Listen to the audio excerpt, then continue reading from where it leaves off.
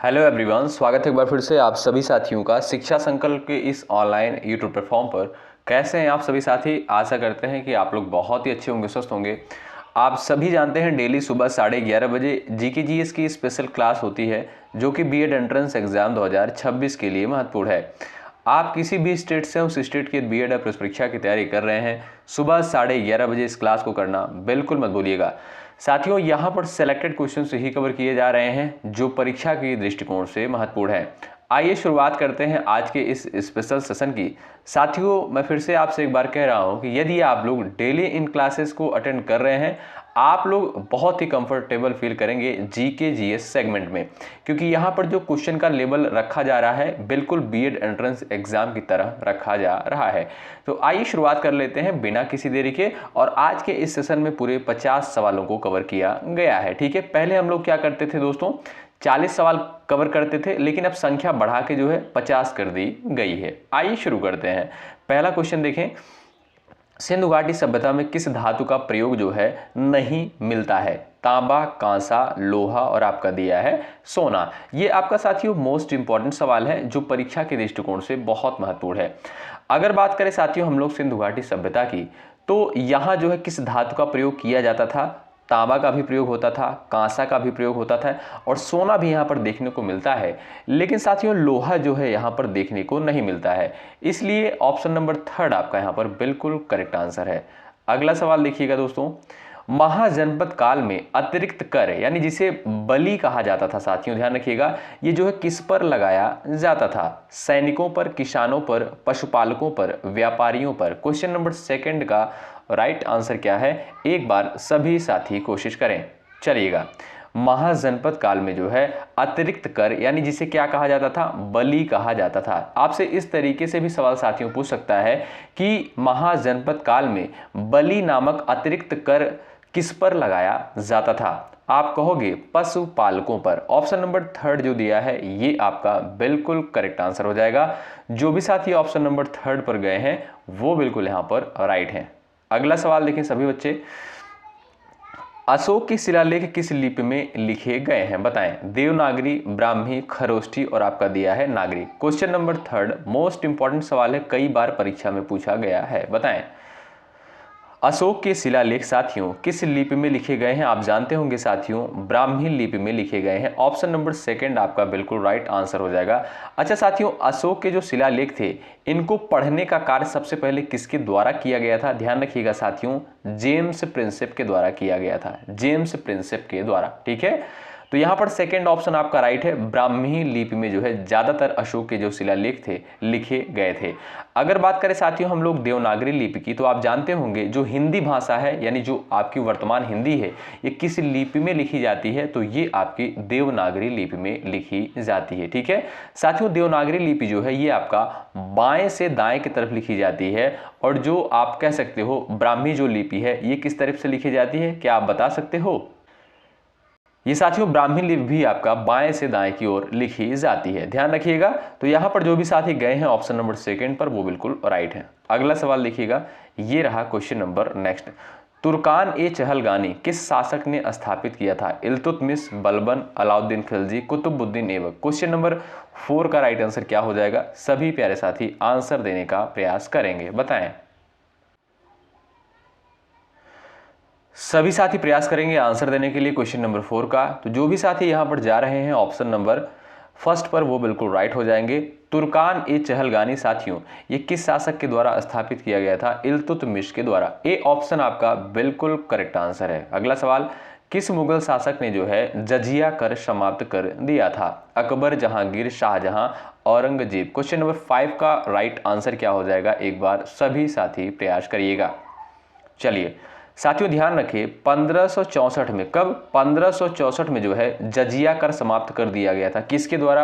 अकबर के द्वारा। A option वाले दोस्त यहां पर बिल्कुल राइट हो जाएंगे। जो भी साथी ए ऑप्शन पर गए हैं वो बिल्कुल यहां पर करेक्ट हैं।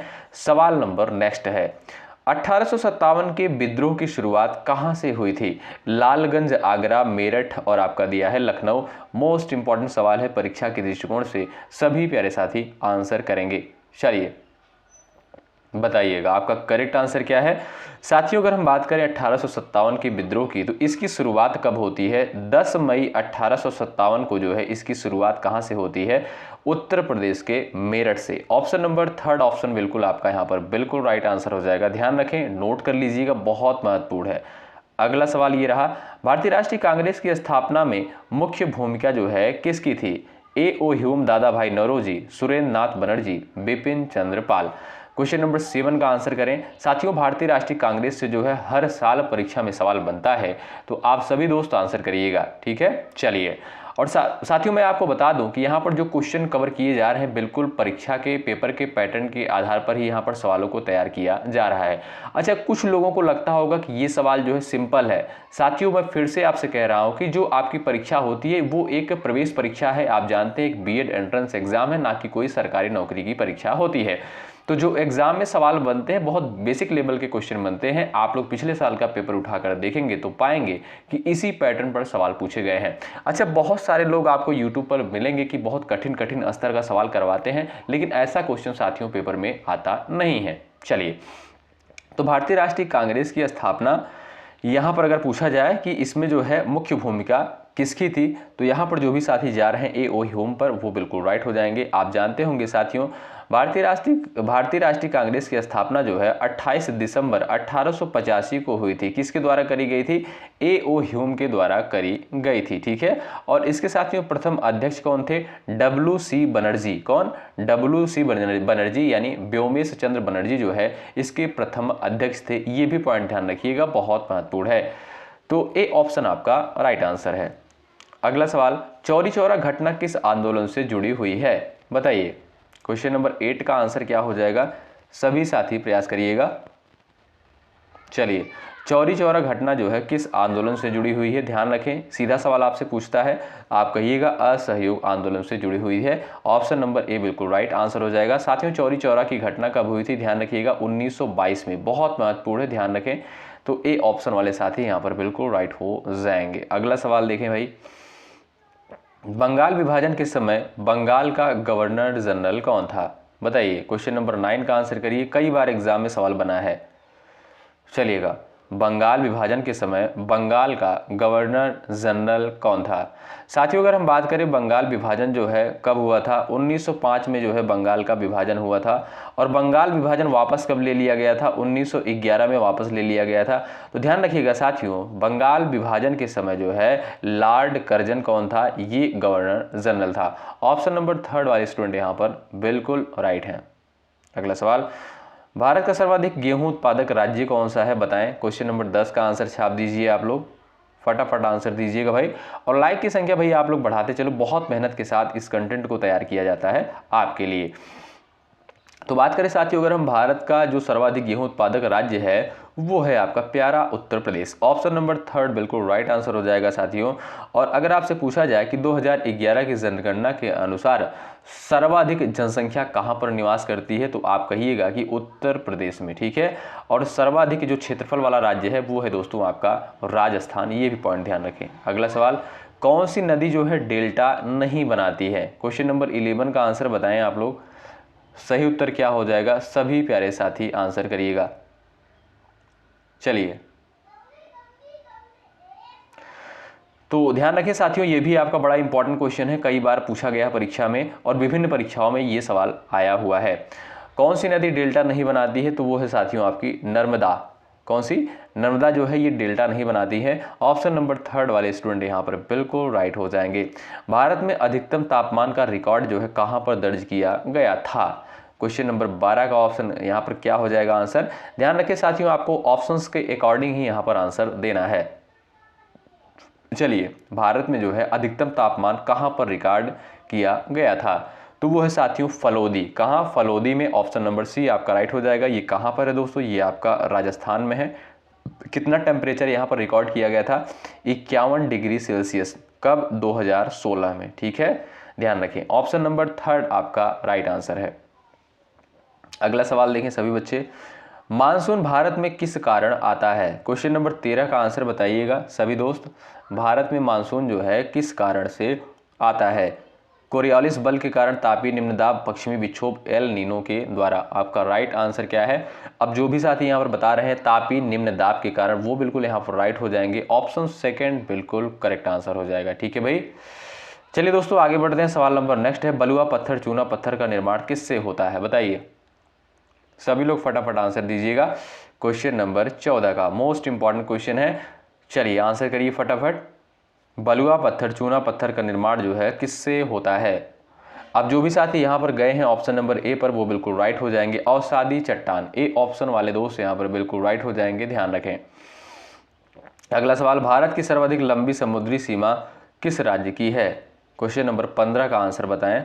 भारत की सर्वाधिक लंबी समुद्री सीमा जो है किस राज्य की है? और शायद कल वाली क्लास में हमने ये क्वेश्चन कवर किया था, तो वो है साथियों आपकी गुजरात। ऑप्शन नंबर सेकंड आपका बिल्कुल राइट आंसर हो जाएगा। ठीक है, तो यहाँ पर जो भी साथी बी ऑप्शन पर गए हैं वो बिल्कुल यहाँ पर राइट हो जाएंगे, ध्यान रखें। अगला सवाल देखें सभी बच्चे, विश्व का सबसे बड़ी मीठे पानी की झील कौन सा है? बता दीजिए, फटाफट आंसर छाप दीजिए आप लोग।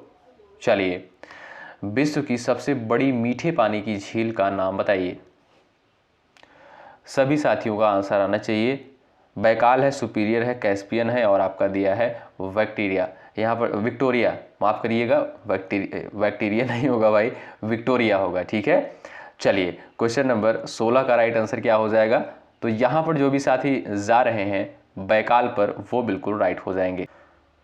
साथियों आप देखिएगा, आयतन की दृष्टि से जो है सबसे बड़ी मीठे पानी की झील जो है वो है आपकी बैकाल झील। ऑप्शन नंबर ए वाले स्टूडेंट यहाँ पर बिल्कुल राइट हो जाएंगे। ठीक है भाई, अच्छा यहाँ पर कुछ लोग कंफ्यूज होंगे, कुछ लोग कह रहे होंगे सर सुपीरियर झील है। तो देखिएगा साथियों, अगर आपसे पूछे कि क्षेत्रफल के आधार पर, ठीक है, क्षेत्रफल यानी सरफेस एरिया के आधार पर अगर आप देखोगे तो सबसे बड़ी जो मीठे पानी की झील है वो है आपकी सुपीरियर झील। लेकिन जो आयतन के आधार पर अगर आप देखोगे तो वो है आपकी बैकाल झील, यानी ए ऑप्शन आपका यहाँ पर बिल्कुल करेक्ट आंसर हो जाएगा। अगला सवाल, किस पर्वत को विश्व की छत कहा जाता है? बता दीजिए, फटाफट आंसर छाप दीजिए आप लोग। क्वेश्चन नंबर 17 का, विश्व की छत जो है किस पर्वत को कहते हैं? ध्यान रखें, पामीर को। ऑप्शन नंबर आपका ए बिल्कुल यहाँ पर राइट आंसर हो जाएगा। जो भी साथी ए ऑप्शन पर गए हैं वो बिल्कुल राइट है। अगला सवाल देख लीजिए, विश्व का सबसे बड़ा द्वीप कौन सा है? बता दीजिए। क्वेश्चन नंबर 18 का आंसर फटाफट करिए भाई। चलिए, विश्व का सबसे बड़ा द्वीप साथियों ये आपका कौन सा है? तो वो है आपका ग्रीनलैंड। कौन सा दोस्तों? ग्रीनलैंड है। ऑप्शन सेकंड वाले स्टूडेंट यहाँ पर बिल्कुल राइट हो जाएंगे। अगला सवाल, भारत में सर्वाधिक वर्षा किस प्रकार की हवाओं से होती है? अच्छा भाई, अगर स्पीड थोड़ा सा कुछ ज़्यादा हो तो आप लोग जो भी समस्या उत्पन्न हो रही हो कमेंट बॉक्स में कर दीजिएगा, नेक्स्ट क्लास से जो है सुधार कर दिया जाएगा। ठीक है, तो भारत में सर्वाधिक वर्षा किस प्रकार की हवाओं से होती है? तो आपको पता होना चाहिए, ये जो है आपका मानसूनी हवाओं से होती है जो अधिकतम वर्षा होती है। ऑप्शन सेकंड आपका बिल्कुल राइट आंसर होगा। अगला सवाल, कॉफी बेल्ट कहां पर पाया जाता है? बता दीजिए। क्वेश्चन नंबर 20 का आंसर करें आप लोग। कॉफी बेल्ट जो है कहां पर पाया जाता है? चलिए, यहां पर भाई आपका राइट आंसर क्या हो जाएगा? फटाफट आंसर करें। तो आप देखिएगा दोस्तों, करेक्ट आंसर आपका क्या हो जाएगा? उष्णकटिबंधीय क्षेत्र। आपका राइट आंसर ए ऑप्शन हो जाएगा। ये आपका कॉफी बेल्ट कहलाता है। ठीक है, अगर आप देखिएगा ब्राज़ील हो गया, कोलंबिया हो गया, इथोपिया हो गया, यहाँ पर आपका मुख्य उत्पादन होता है। ठीक है, अगर आप वैश्विक स्तर पर देखोगे, भारत की बात करें साथियों तो हो गया आपका कर्नाटक हो गया, केरला हो गया। ठीक है, तो ये आपका भारत में हो गया। ठीक है, अगला सवाल देखिएगा, ये रहा, संविधान सभा के अस्थायी अध्यक्ष का नाम आप लोग बता दीजिए साथियों। अस्थायी अध्यक्ष कौन थे? तो बात करें साथियों अगर हम अस्थायी अध्यक्ष की, तो ये कौन थे? डॉक्टर राजेंद्र प्रसाद थे। ऑप्शन नंबर सेकंड राइट है। ये डॉक्टर सच्चिदानंद सिन्हा जो थे ये अस्थायी अध्यक्ष थे। दोनों में थोड़ा सा कंफ्यूजन होता है, तो आप लोग ध्यान रखें। अगर आपसे अस्थायी अध्यक्ष पूछे तब आप कहिएगा डॉक्टर सच्चिदानंद सिन्हा, और अगर आपसे अस्थायी अध्यक्ष पूछे तब आप कहिएगा डॉक्टर राजेंद्र प्रसाद। इस क्वेश्चन का बी ऑप्शन आपका राइट आंसर हो जाएगा। ठीक है, किस अनुच्छेद में समानता का अधिकार है? बताइए, समानता का अधिकार जो है किस में उल्लेख किया गया है? फटाफट आंसर दीजिएगा सभी प्यारे साथी, बताएं। बड़ा इंपॉर्टेंट क्वेश्चन है, संविधान से आप देखिएगा राइट आंसर हो जाएगा article 14 to 18। Option number A right है, 14 से 18। अगला सवाल, भारत में मूल कर्तव्य किस समिति की सिफारिश पर जोड़े गए थे? महत्वपूर्ण क्वेश्चन, बताइए। मूल कर्तव्य जो है किस समिति की सिफारिश पर जोड़े गए थे? 23 का राइट आंसर क्या हो जाएगा? तो ध्यान रखिए सभी साथी, 42वें संविधान संशोधन 1976 के द्वारा जो है मौलिक कर्तव्य को जोड़ा गया था। ठीक है, ऑप्शन नंबर आपका साथियों यहाँ पर राइट आंसर हो जाएगा स्वर्ण सिंह समिति की सिफारिश पर। ऑप्शन सेकंड आपका यहाँ पर बिल्कुल करेक्ट आंसर है। अगला सवाल देखें सभी बच्चे, वित्त आयोग जो है कितने वर्ष में गठित किया जाता है? बताइए। सभी का राइट आंसर क्या हो जाएगा? आपका सेकंड ऑप्शन राइट है, 5 साल। ठीक है, वित्त आयोग कितने वर्ष में गठित किया जाता है? 5 वर्षों में। ऑप्शन सेकंड आपका राइट हो जाएगा अनुच्छेद 280 के तहत। ये भी ध्यान रखें, ये आर्टिकल बड़ा महत्वपूर्ण है। वित्त आयोग का गठन आर्टिकल 280 यानी 280 के तहत किया जाता है प्रत्येक 5 वर्ष पे। शून्यकाल किस संसदीय संस्था का हिस्सा है? बताएं। शून्यकाल जो है किस संसदीय, यहाँ पर दिया है किस संसदीय संस्था का हिस्सा है? तो यहाँ पर बताएं केवल लोकसभा, राज्यसभा, दोनों सदन, इनमें से कोई नहीं। आपका यहाँ पर राइट आंसर हो जाएगा दोनों सदन। ऑप्शन थर्ड आपका राइट है, यानी लोकसभा और राज्यसभा। ठीक है, लोकसभा को साथियों क्या कहते हैं? निम्न सदन, और राज्यसभा को उच्च सदन कहा जाता है। किस संशोधन द्वारा मतदान की आयु 21 वर्ष से घटाकर 18 वर्ष कर दी गई? ये सभी बहुत महत्वपूर्ण सवाल है साथियों। मैं फिर से आपसे कह रहा हूँ, पिछले साल का पेपर जरूर आप लोग उठाकर देखिएगा, तो यहाँ से क्वेश्चन आपको देखने को मिलते हैं और इसी आधार पर सवाल पूछे जाते हैं। ठीक है, अच्छा, इस चैनल पर भी आपको पिछले साल का प्रश्न पत्र आपको मिल जाएगा, यूपी का भी मिल जाएगा, बिहार का भी मिल जाएगा, तो आप लोग देख सकते हैं, और नया भी आपको प्रोवाइड किया जाएगा बहुत जल्द। ठीक है, तो यहाँ पर सटीक आंसर साथियों क्या हो जाएगा आपका? चलिए बताइए, कोशिश करिएगा। तो यहाँ पर साथियों आपका राइट आंसर हो जाएगा 61वां संविधान संशोधन। ठीक है, 61वें संविधान संशोधन के द्वारा मतदान की आयु पहले कितनी थी? 21 वर्ष थी, लेकिन उसके बाद घटाकर जो है 18 वर्ष कर दी गई। किस संविधान संशोधन के द्वारा? 61वें संविधान संशोधन के द्वारा। ऑप्शन थर्ड आपका राइट आंसर है। राष्ट्रपति के महाभियोग का प्रस्ताव कौन ला सकता है? बताइए, फटाफट बता सकते हैं आप लोग। लोकसभा, राज्यसभा, कोई भी सदन, सुप्रीम कोर्ट। आपका सटीक आंसर हो जाएगा कोई भी सदन, यानी लोकसभा भी ला सकती है, राज्यसभा भी ला सकती है, दोनों में से कोई भी ला सकता है। ठीक है, अगला सवाल ये रहा, भारत में सिंगल सिटीजनशिप किस देश से प्रभावित है? यानी जो साथियों भारत में जो है, अच्छा, भारत में कैसी नागरिकता है? एकल नागरिकता है, आप सभी जानते होंगे। यानी सिंगल सिटीजनशिप यानी एकल नागरिकता जो है, ये भारत में कहाँ से ली गई है? ब्रिटेन, अमेरिका, फ्रांस और आपका दिया है कनाडा। तो इस क्वेश्चन का राइट आंसर साथियों क्या हो जाएगा? आप कहिएगा। ये आपका राइट आंसर हो जाएगा ब्रिटेन। ऑप्शन नंबर ए वाले दोस्त यहाँ पर बिल्कुल राइट हो जाएंगे। ठीक है, चलिए आगे बढ़ें। अगला सवाल ये रहा, भारत में मुख्य न्यायाधीश की नियुक्ति जो है किसके द्वारा की जाती है? 29 का आंसर क्या है बताइए। मुख्य न्यायाधीश की नियुक्ति साथियों किसके द्वारा की जाती है? ध्यान रखें, आप जो भी साथी गए हैं ऑप्शन नंबर सेकंड पर राष्ट्रपति, वो बिल्कुल राइट है। वर्तमान समय में आप लोग आंसर करिएगा, वर्तमान समय में राष्ट्रपति कौन है और मुख्य न्यायाधीश कौन है? जो भी साथी सबसे पहले आंसर करेंगे उनका आंसर कमेंट बॉक्स में पिन जरूर किया जाएगा। भारत का सर्वोच्च न्यायालय साथियों कहाँ पर स्थापित किया गया था? आप जानते हैं, पहले कोलकाता में, वर्तमान समय में आपका दिल्ली में है। ऑप्शन थर्ड आपका राइट आंसर हो जाएगा। ठीक है, सर्वोच्च न्यायालय की स्थापना साथियों कब करी गई थी? 1774 में करी गई थी। अच्छा, किस एक्ट के तहत, किस अधिनियम के तहत की गई थी? 1773 रेगुलेटिंग एक्ट के तहत। कब? 1773 रेगुलेटिंग एक्ट के तहत कब करी गई थी? 1774 में। ये डेट आप लोग याद रखें, बहुत महत्वपूर्ण है। ठीक है, जीडीपी किसका मापन करता है? 31 का आंसर बताएं। जीडीपी जो है किसका मापन करता है? 31 का राइट आंसर क्या हो जाएगा? कुल उत्पादन, कुल संग्रह, कुल बचत, कुल व्यय। आपका राइट आंसर हो जाएगा कुल उत्पादन। ए ऑप्शन आपका राइट आंसर है। अगला सवाल, भारत में हरित क्रांति किससे संबंधित है? बताइए, हरित क्रांति का संबंध साथियों किससे है? फटाफट आंसर दीजिए क्वेश्चन नंबर 32 का सभी बच्चे। और भाई लाइक की संख्या आप लोग बढ़ाते चलो। देखिए दोस्तों, इसमें आपका कोई चार्ज, कोई पैसा नहीं लगता है, आपके लिए मेहनत किया जाता है, आपका कर्तव्य बनता है सेशन को जरूर से जरूर लाइक करें। इससे हमारा भी मनोबल बढ़ता है और आपके लिए बेहतर चीज़ें, बेहतर कंटेंट लाने का प्रयास करते हैं। ठीक है, तो इसलिए लाइक की संख्या बढ़ा दें, और जो भी साथी चैनल पर नए हैं सब्सक्राइब आप लोग ज़रूर कर लीजिएगा, हेल्प आपको यहाँ से ज़रूर मिलेगी। हरित क्रांति की बात करें साथियों, ये आपका किससे संबंधित है? खाद्यान्न उत्पादन से रिलेटेड है। ऑप्शन सेकंड आपका राइट है। अगला सवाल, ट्रिपल पी का अर्थ क्या है? बताइए, ट्रिपल पी का अर्थ क्या होता है? चलिए, यहाँ पर सटीक आंसर हो जाएगा public private partnership. Option number A आपका बिल्कुल करेक्ट आंसर है। अगला सवाल, सबसे बड़ा प्रत्यक्ष कर साथियों कौन सा है? आप लोग बताइएगा। चलिए, आपका सही उत्तर क्या हो जाएगा? सबसे बड़ा प्रत्यक्ष कर कौन सा है? जीएसटी, आयकर, सेवा कर, सीमा शुल्क। चलिए, आपका सही उत्तर क्या हो जाएगा भाई? आयकर। ऑप्शन सेकंड आपका यहां पर बिल्कुल राइट आंसर है। अगला सवाल, महंगाई को नियंत्रित करने का मुख्य साधन क्या है? बताइए, महंगाई को नियंत्रित करने का जो है मुख्य साधन क्या है? 35 का आंसर बताइएगा सभी दोस्त।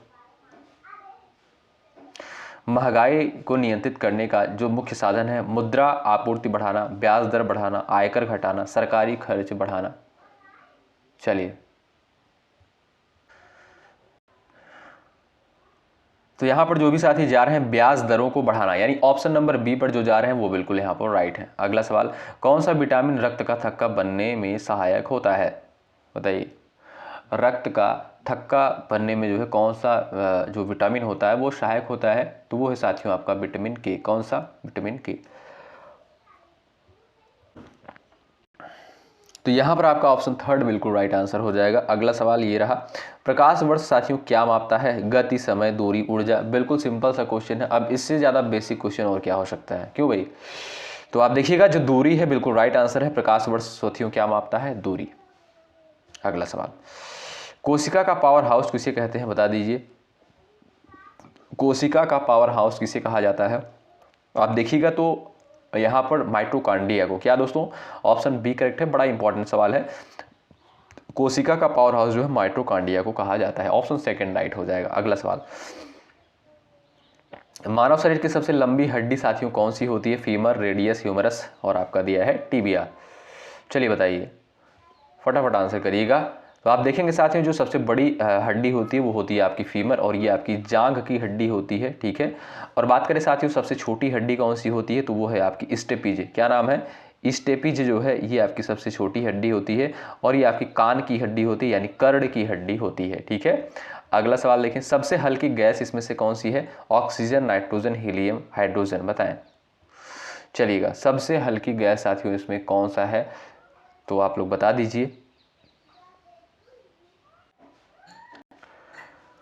तो यहाँ पर जो भी साथी बता रहे हैं हाइड्रोजन को, बिल्कुल राइट हो जाएंगे। आप कहेंगे सर फिर इसे जो है गुब्बारों में क्यों नहीं भरा जाता है? तो देखिएगा, ये एक ज्वलनशील गैस होती है, इसलिए इसे नहीं भरा जाता। पहले भरा जाता था लेकिन अब नहीं भरा जाता है। अब अगर देखिएगा तो हीलियम को भरा जाता है। किसे भाई?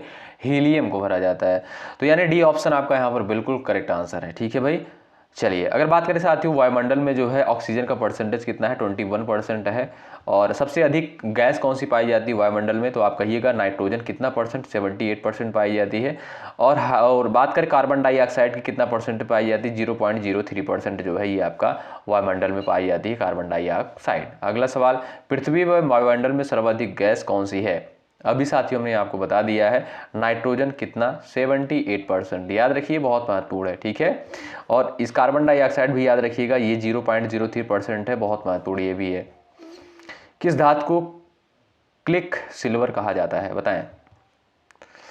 फटाफट आंसर दीजिएगा क्वेश्चन नंबर 42 का। क्विक सिल्वर जो है साथियों किसे कहते हैं? बताइए।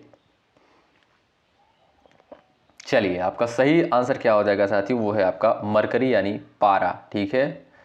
ये आपका लिक्विड फॉर्म में होता है, आप जानते होंगे साथियों। ठीक है। तो आपका बी ऑप्शन बिल्कुल राइट आंसर होगा। अगला सवाल, ओजोन परत जो है किस परत में होती है? बताइए। चलिए, आपका सटीक आंसर साथियों क्या हो जाएगा? ओजोन परत जो है किस परत में होती है? तो ये आपका साथियों समताप मंडल में पाई जाती है। बहुत महत्वपूर्ण सवाल है। ये आपका समताप मंडल में पाई जाती है। ऑप्शन नंबर सेकंड बिल्कुल यहाँ पर राइट हो जाएगा। ओजोन परत आप सभी जानते हैं साथियों, ये समताप मंडल में पाई जाती है। और जो आप कह सकते हो सूर्य से जो आने वाली हानिकारक विकिरण होती है, तो उसे रोकने का कार्य करती है, उसे अवशोषित करने का कार्य करती है ओजोन की परत जो होती है। ठीक है। कहाँ पर पाई जाती है? समताप मंडल में। Option second right. अगला सवाल, कौन सी तरंगे मोबाइल नेटवर्क में उपयोग होती हैं? चलिए, कौन सी तरंगे जो है मोबाइल नेटवर्क में प्रयोग होती हैं? तो आप देखिएगा माइक्रोवेव जो होती हैं। ऑप्शन सेकंड आपका राइट आंसर है। अगला सवाल सभी स्टूडेंट देखेंगे, न्यूटन का तीसरा नियम क्या कहता है? आप सभी जानते होंगे साथियों, न्यूटन ने गति के 3 नियम दिए थे। ठीक है। उसमें आपसे पूछता है कि थर्ड लॉ जो है आपका क्या कहता है? तो वो कहता है क्रिया प्रतिक्रिया। ऑप्शन थर्ड आपका यहाँ पर बिल्कुल सटीक आंसर हो जाएगा। यानी हर क्रिया के बराबर जो है विपरीत प्रतिक्रिया होती है। और रॉकेट जो है साथियों इसी सिद्धांत पर कार्य करता है। ठीक है। अगला सवाल, विश्व का सबसे बड़ा रेगिस्तान साथियों कौन सा है? सहारा, गोबी, अंटार्कटिका, कालाहारी। क्वेश्चन नंबर 46 का आंसर बताएं। विश्व का सबसे बड़ा रेगिस्तान तो वो है साथियों आपका अंटार्कटिका। ऑप्शन थर्ड आपका राइट हो जाएगा। अगला सवाल, पियानो किस देश में विकसित हुआ है? 47 का आंसर बताएं। पियानो जो है ये आपका एक वाद्य यंत्र है, आप जानते होंगे, और ये आपका इटली से फेमस हुआ है, यानी इटली से जो है इसका विकास हुआ है। ऑप्शन सेकंड आपका राइट है। भारत का राष्ट्रीय आदर्श वाक्य कौन सा है, बता दीजिए। भारत का जो है राष्ट्रीय आदर्श वाक्य कौन सा है, फटाफट आप लोग बता दीजिएगा, और ये कहाँ से लिया गया है ये भी बता सकते हैं। तो साथियों जो भारत का राष्ट्रीय आदर्श वाक्य है वो है आपका सत्यमेव जयते, यानी सदा सत्य की विजय होती है, सदा सत्य की जीत होती है। और ये साथियों मुंडको उपनिषद से लिया गया है, मुंडक उपनिषद से लिया गया है, ध्यान रखिएगा। ऑप्शन ए आपका राइट हो जाएगा, ठीक है। और साथियों 1950 में जो है इसे आधिकारिक तौर पर अपनाया गया था। जैवमंडल में सबसे बड़ा जीव कौन सा है? जैव मंडल में साथियों सबसे बड़ा जो जीव है वो है आपका नीली व्हेल। ऑप्शन सेकंड आपका राइट आंसर है। और ये है आपका लास्ट सवाल, इसका आंसर सभी बच्चे करेंगे, और जो हमने बीच में आपसे सवाल पूछा था उसका भी आंसर करिएगा। विश्व स्वास्थ्य दिवस कब मनाते हैं? क्वेश्चन नंबर 50 का सभी का आंसर आना चाहिए, ठीक है। ये क्लास साथियों आपको कैसी लगी जरूर बताइएगा। अच्छा, पहले हम लोग 40 सवालों को कवर करते थे, लेकिन संख्या बढ़ा दी गई है, 50 सवालों को कर दी गई है।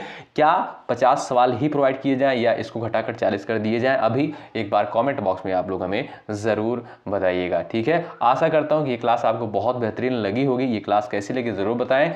हालांकि वो लाइक की संख्या बता देती है कि आप लोगों की क्लास ये जो है कैसी लगती है, ठीक है। तो जितना इस क्लास को शेयर करेंगे, जितना जो है इस क्लास को आप लोग लाइक करेंगे, और जितना आप लोग चैनल पर बने रहेंगे, उसी हिसाब से आपको क्लासेस जो है कंटिन्यू प्रोवाइड की जाएंगे। क्योंकि भाई देखिएगा, मोटिवेशन मिलता है, मनोबल बढ़ता है, तभी तो आपको चीज़ें प्रोवाइड यहाँ पर की जाती हैं। नहीं तो क्या होगा, अगर मान लीजिए हम क्लास दे रहे हैं और आप देख ही नहीं रहे हैं, तो इसका मतलब कोई है नहीं, ठीक है। क्योंकि बहुत मेहनत के साथ इस कंटेंट को तैयार किया जाता है, ठीक है साथियों। तो बहुत जल्दी ही आपको सामान्य हिंदी की भी क्लास देखने को मिलेंगी, टीचिंग एप्टीट्यूड की भी क्लास आपको कभी कभी देखने को मिलेगी। तो आप लोग चैनल से बने रहें, जुड़े रहें। जो भी कंटेंट आपको दिए जा रहे हैं बस धैर्यपूर्वक पढ़ते रहें, और अंत समय में आप पाएंगे कि आपका जो है तैयारी बहुत बेहतरीन हो गया है, स्कोर आपका बहुत बेहतर जाने लगेगा, ठीक है।